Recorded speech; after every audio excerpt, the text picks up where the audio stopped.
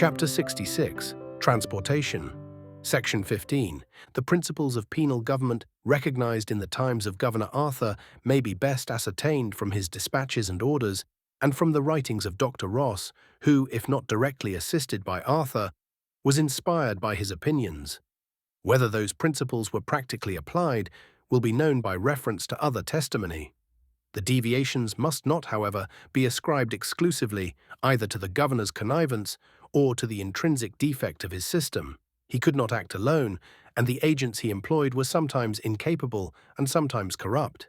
In his own writings, he repeatedly alludes to the gradual approximation to what he deemed perfection of detail. It cost him the labor of years. The estimate he formed, philanthropists are slow to entertain. 1/3 of those who arrived in these colonies he rated incorrigible, the rest chiefly affected by the prospect of reward or the dread of punishment, and indifferent to abstract good. In tracing crimes to their causes, he largely ascribes them to poverty and the pressure of classes on each other. He enunciated a novel view of the mental character of criminals, that they were subjects of delirium, that they saw every object through a false medium, and that no treatment could be successful which did not restrain them by an enlightened rigor. This view, given in a code of rules for the management of road parties, was attributed to the reasonings of a medical member of his government. The notion it embodies he himself ascribed to long experience in the management of prisoners. His observation supplied the facts. His counselor, perhaps, constructed the system. He believed that to remove the opportunities of crime was the only successful method of general prevention, that to keep the convicts quiet, to withdraw all external excitement, was essential to successful treatment of their mental malady. He compared the ordinary offender to a steed untrained, very impatient of the curb and rein. The discipline of the government, either by its own officers or the master, he likened to a breaking in. Under the first application of the bridle, more facile tempers became at once submissive and docile. Or if not, if the man threw the master, then came the government with heavier burdens and more painful restraint. He was caught, and resistance was borne down. The milder servitude being unsuccessful, then came magisterial admonition, then the lash, then sequestration on the roads, then irons, then the penal settlement with its stern aspect, its ponderous labor and prompt torture, in which mercy wrought through terror and pain and hope itself was attired in lighter chains. Arthur alleged that his system was inductive, reared upon a foundation of facts. Its classification was self-constituted. Every step in the several gradations of a prisoner's punishment was the result of his own will. The first by his crime against English society, the residue by his misconduct in servitude. It was in his power, when delivered to his master, to work out his own liberty, without knowing again the frown of a magistrate or the darkness of a dungeon. It was in his choice to delay deliverance until death. Thus, the distribution and separation vainly attempted by a direct management of government was better done by the prisoners themselves. They determined their own merit by their actual position, where they awaited pardon and liberty or gradual descent to despair. Arthur watched with great diligence the operation of his system. The character of most masters was known. They were bound to make annual returns of the number and conduct of their men. Their recommendation was required to procure the prisoner's indulgence. His police character was drawn out in form. The parliamentary papers show into what minute particulars those documents entered. Even an admonition of the magistrates was noted and made part of the case. Black and white books were kept, in which meritorious actions and the reverse were recorded. The term of preparatory servitude was 4, 6, or 8 years, as the sentence was for 7, 14 years, or life.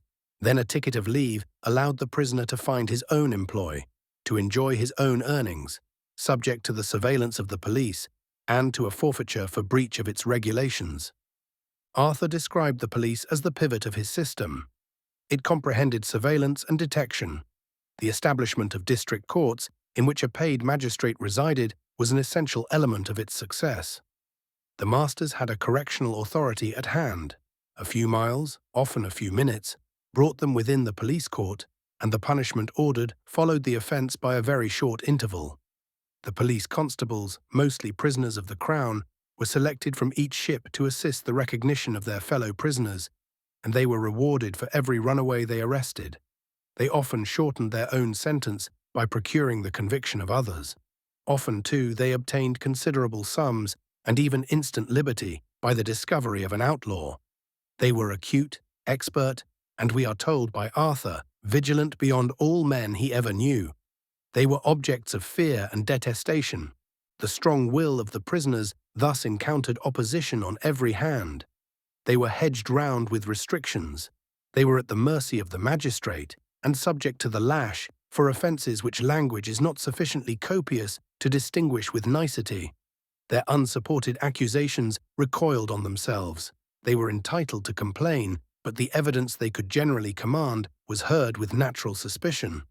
So well did they understand the hopelessness of contest that they rarely replied, where a defence sometimes aggravated their punishment. The convict was subject to the caprice of all his master's household. He was liable every moment to be accused and punished. Unknown, without money, he had no protector or advocate. One magistrate could authorize 50 lashes. 100 could be inflicted by the concurrence of a second. It was asserted by Arthur that the statement of their liabilities produced an expression of dismay in the countenances of convicts newly arrived.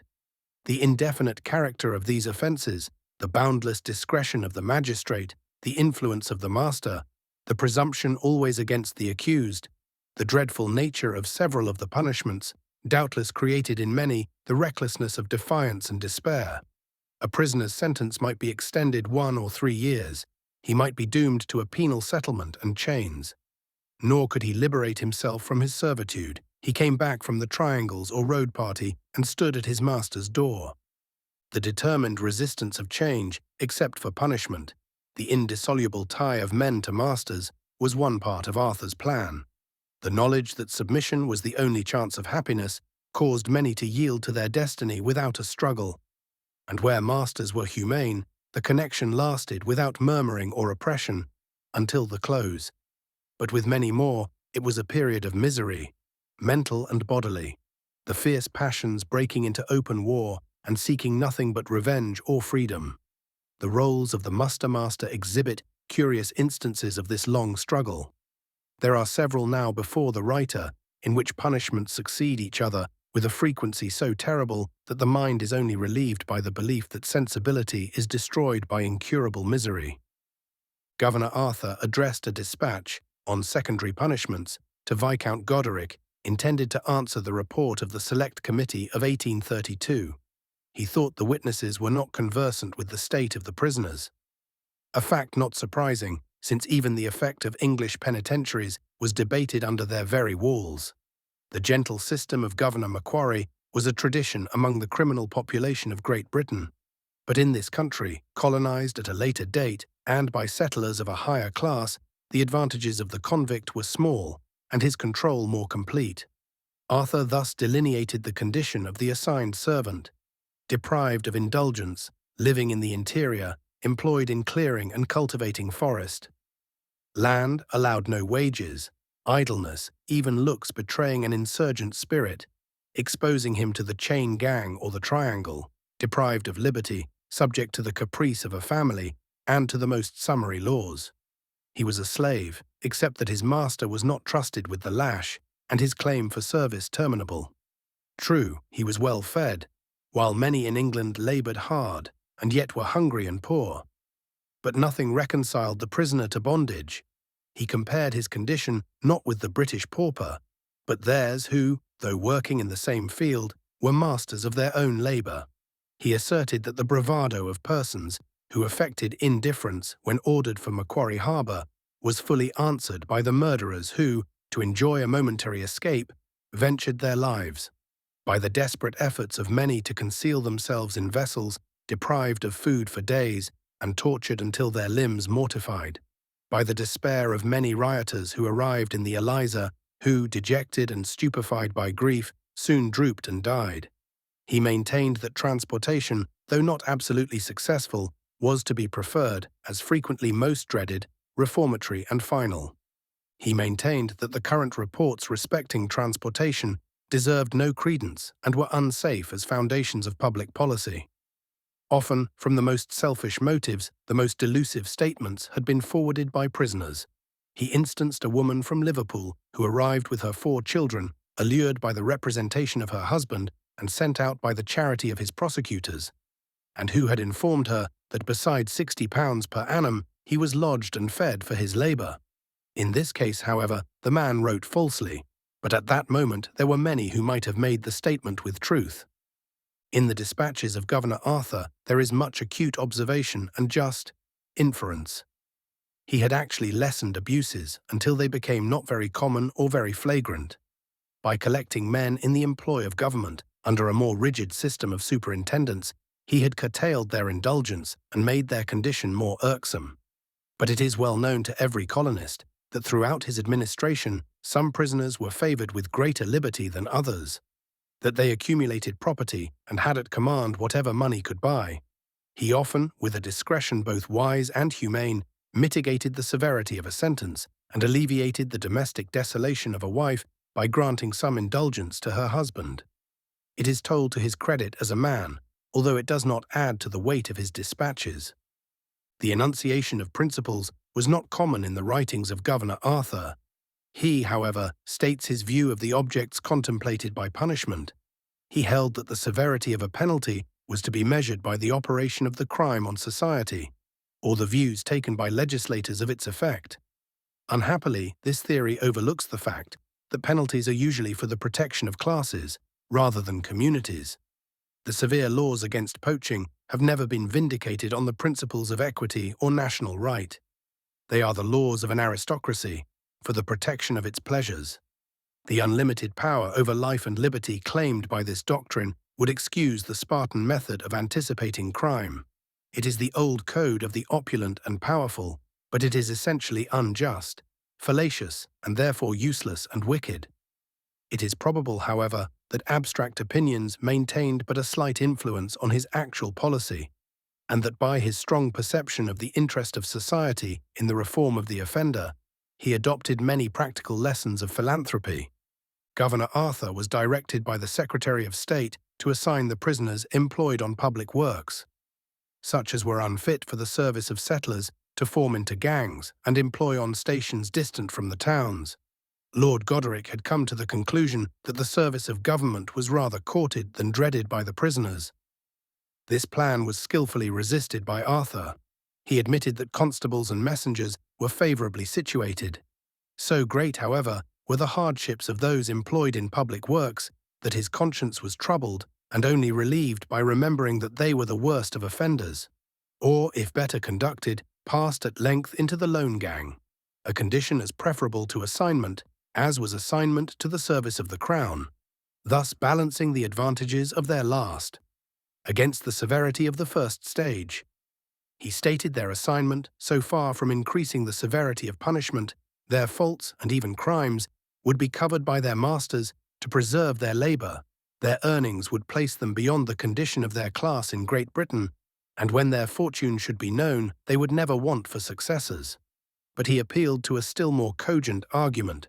The expense of a convict mechanic to the Crown was 1 shilling per day, of a free artisan 7 to 10 shillings. The difference would go to the workmen to bribe their industry and gratify their vices. It was not perhaps known fully to Arthur that at the moment he sealed his dispatch, 40 mechanics lodged in one ward, who earned not much less than £50 per week by the leisure hours they enjoyed. It was, however, true that the inducement to pay large sums for occasional labour arose from the difficulty of obtaining it. Few mechanics were transported, so few as to excite astonishment. But however exact and successful transportation, in Governor Arthur's opinion, a variety of causes contributed to excite in England a powerful prejudice against it, and to lead the ministers to interfere with some of its details of great practical consequence. The gradual amelioration of the criminal code, a restriction of capital punishments demanded by the humanity of the British public, was allowed by the ruling classes with doubt and grudging. Some conspicuous cases confirmed their predilection in favour of the scaffold. What punishment, they asked, would transportation have proved to Fauntleroy, who, from the spoil of his extensive forgeries, might have reserved an ample fortune? It was reported, and not untruly, that many had carried to the penal colonies the profit of their crime, that the wife had been assigned to the nominal service of her husband, or, still more preposterous, the husband committed to the control of the wife, and were enabled at once to invest their capital in whatever form might promise success.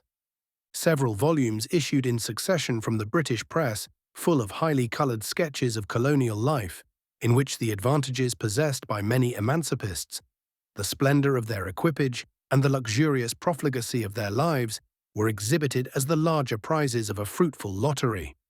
Among these works, the most popular, that of Cunningham, professed to delineate the sentiments of the prisoners, from which it might be inferred that few conditions of human life offered so many chances of gaiety and prosperity. About the same period, Edward Gibbon Wakefield, of a talented family, and afterwards distinguished by his connection with colonization, was imprisoned in Newgate for the abduction of Miss Turner. During 3 years' residence, he professes to have devoted great attention to the subject of transportation. Few sessions passed, but some prisoner, formerly transported, appeared under a second charge. In conversing upon their prospects, they described the country of their former exile in terms of high eulogy. It was the opinion of Wakefield that as a punishment it had no influence in preventing crime. The evidence of several settlers from New South Wales was of the same character, and McQueen, a member of Parliament, long resident in that country, stated that he had been often asked what offence would be sufficient to ensure transportation. The letters received from the prisoners recorded their good fortune and were read by their former acquaintances. They were filled with exaggerations, dictated by vanity or affection, and seemed to convey an impression that, of their families, they only were fortunate. A colonist is certainly not entitled to deny that many strong cases of perversion occurred. But, except the superiority of diet and the high value of labour common to new countries when they prosper at all, the descriptions given were mostly elusive and mistaken.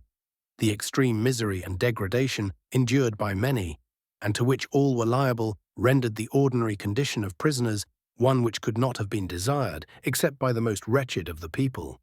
New South Wales was regarded, by the laughing portion of the British public, as a perpetual beggar's opera. One eminent writer said that the people of these colonies attracted attention only from the curiosity they excited.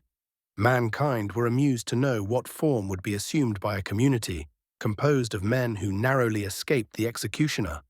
By another, they were compared to an old-fashioned infant, which had all the vices and deformity of a corrupt constitution and precocious passions. The exhibition of a panorama of Sydney in the metropolis of England attracted large crowds. It was hardly possible to exaggerate the charms of its scenery when clothed in the radiant verdure of the spring. But the dwellings were drawn in their just proportions, but with all the grace of the pencil, cabins looked like bowers. The poet, Campbell, struck with the glowing harmony, exclaimed, "How delightful to the London thief, beneath the clear sky and amidst the magnificent forests of Australia, where Sydney Cove its lucid bosom swells to shake the hand he once encountered in the same pocket at Covent Garden Theatre. It is thus, too often, that substantial interests are sacrificed to humour. No one, acquainted with the minds of prisoners, can imagine that the purest atmosphere, or most exhilarating prospect, would be half so attractive to a veteran robber as the murky cellars of the London shades." The writings of Archbishop Whately tended to the same result. Against the principles of transportation, he entered an earnest protest, not only as defeating the primary objects of a penalty, but as constituting a community charged with the elements of future mischief. He reasoned in his closet and formed his conclusions from a process of investigation which was not complete. He overlooked some facts which tended largely to neutralize the evil and that suppress or defeat propensities which thrive in Europe.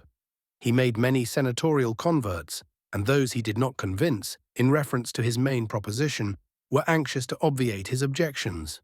To meet, however, the views which prevailed, and which were strongly recommended by the Parliamentary Committee of 1832, the government determined to increase the rigour of transportation. The effects of the French Revolution and the pressure of commercial distress had produced a strong tendency to crime. In the agricultural districts of England, riot and arson were prevalent. The utmost exertion of the labourer did not preserve his family from want. Depredations upon game and other species of rural property exasperated the legislative class.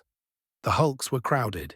It was proposed to establish a penitentiary at Dartmoor, along the site of a French prison, and employ the convicts in cutting granite for sale. But the discussions in Parliament manifested the strong preference of the agricultural interests for a system of absolute banishment. It was observed by Peel that the detention of prisoners exposed the government to endless annoyance, and before half their time was expired, the solicitation of their friends often procured a remission. Pending these inquiries, a rumour reached the colony that transportation was abolished. The papers broke out in the language of wailing and woe. The Courier, especially, gave utterance to the most passionate grief. The editor described the melancholy visage of the settlers and the different expressions of vexation and disappointment which he heard around him, one declaiming against the perfidy of government, and another delineating the ruin involved in the fatal resolution. Some threatening to leave the country ruled by covenant breakers, who, in the spirit of reckless experiment, were not only demolishing the finest imaginable system of penal discipline, but sacrificing the fortunes of colonists, who had emigrated in the confidence that convicts would follow them in an uninterrupted stream. These apprehensions were but temporary. The strong representations of Governor Arthur and the extreme difficulty of change secured a further trial under new conditions. Lord Melbourne held a consultation with Mr. Stanley. He suggested that the increase of crime had arisen partly from ignorance of the actual consequences of transportation. He requested him to reflect upon this topic, and to determine whether it might not be proper to send transgressors through a more rigorous discipline on their landing, and to stop the comparative ease and comfort it was customary to enjoy. Mr. Stanley undertook to contrive a scheme which should terminate the indifference with which banishment was regarded. He had said that he would render the punishment of transportation more dreaded than death itself. At his suggestion, Lord Melbourne addressed a letter to the judges, and requested them, when on their circuits, to explain the extent of torment which banishment included, to select such as they might deem it proper to separate to a more terrific form of punishment, and to declare, in a public manner, the degree of severity which would follow a particular sentence. It was determined that the more hardened should be confined at Norfolk Island or Macquarie Harbour, and that no prisoner for life should be withdrawn from a penal settlement, until 7 years of his sentence was passed, or until 1/3 of a shorter period was completed. Then drafted to the roads, after wearing chains a further 5 years, he might be assigned to a master and commence his probation. The less guilty were to join the road party at once, and in 7 years be liberated from their chains. Mr. Stanley forwarded 16 persons in the Southwell, whom he directed should be kept in chains for the first 7 years of their bondage. He thus established the system, distinguished as the certain and severe in the orders of government, and for several years described by the journals as the worse-than-death system of Mr. Secretary Stanley. The object of Stanley was to invest transportation with novel terrors and to give a more tragic aspect to the law. He did not, however, reflect that he who has destroyed hope has also made the despairing worthless, that the victim will have recourse to violence or insensibility, that when he cannot rupture, he will hug his bonds.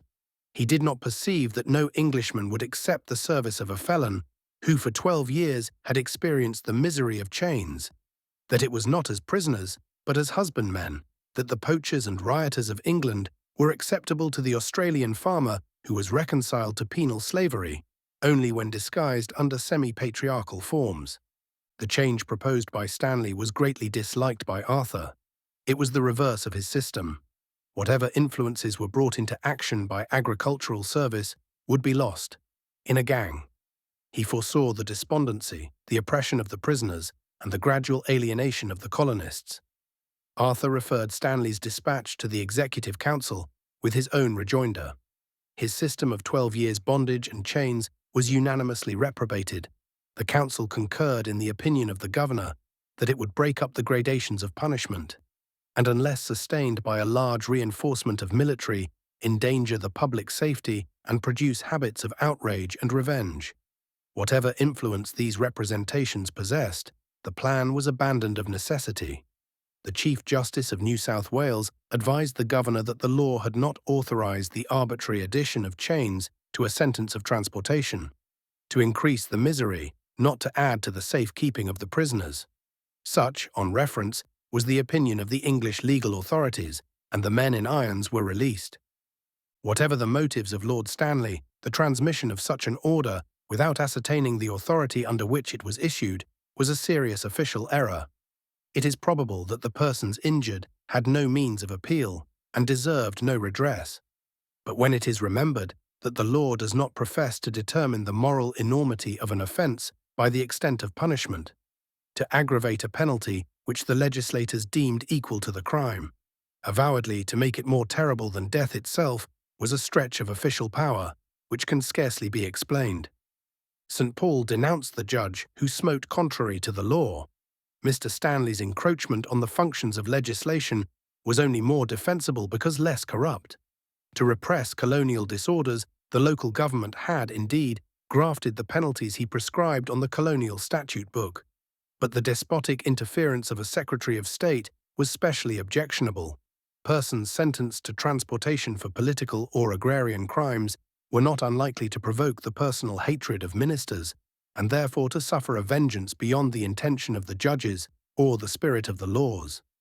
To render corruption more difficult, the power of the governors was limited by statute. They had granted tickets of leave for the discovery of outlaws, the detection of serious crimes, and any service of great public utility. They had been often swayed by feelings of humanity in hastening the liberation of men, whose families required their care. But an act for abolishing the punishment of death in certain cases not only fixed the time when prisoners should be capable of tickets of leave, but abstracted the chief advantages a ticket conferred.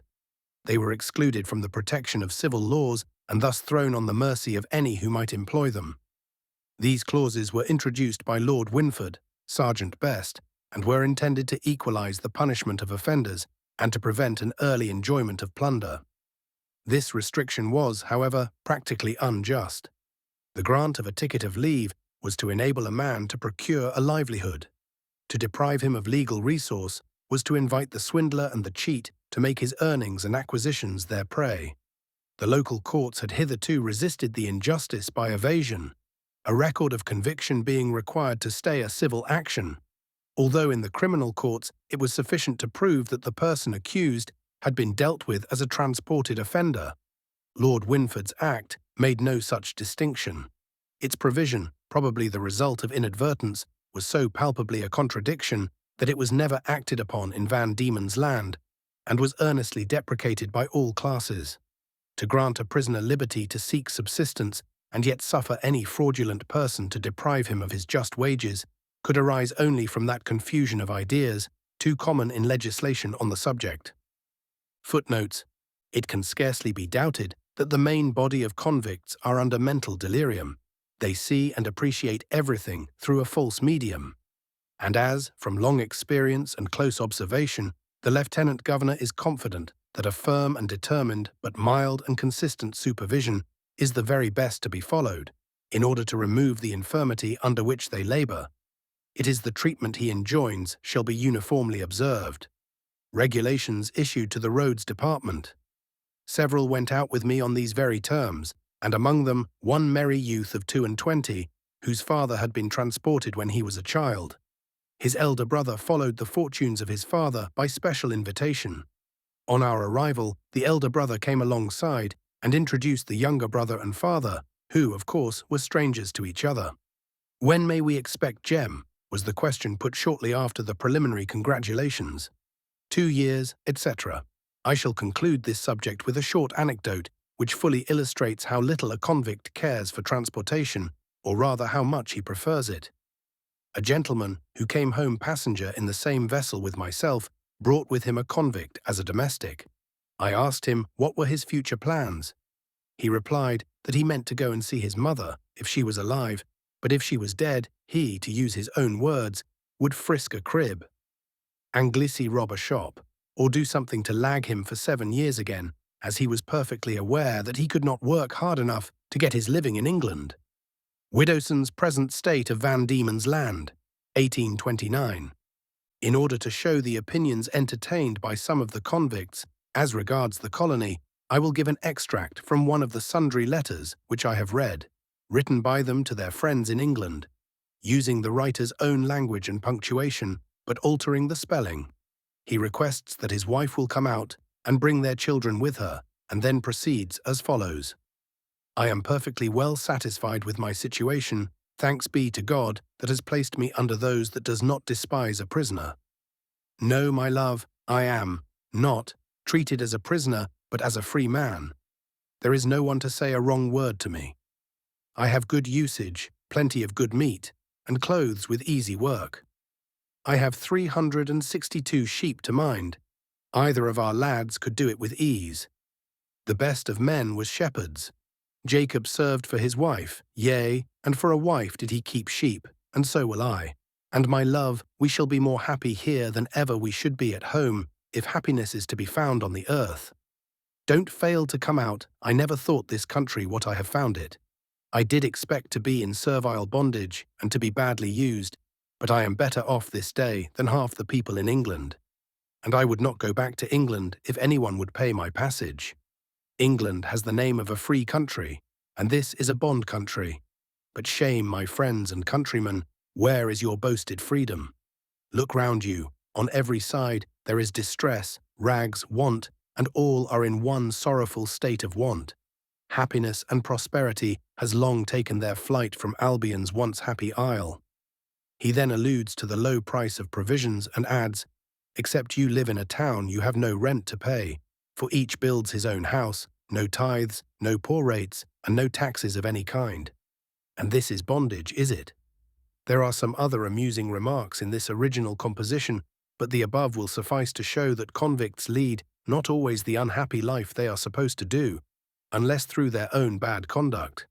The writer of the above letter bears such an excellent character that his master has sent to England for his wife and family, with the intention of trying to be of some use to them. Bretons, New South Wales. End of chapter 66, being transportation. Section 15.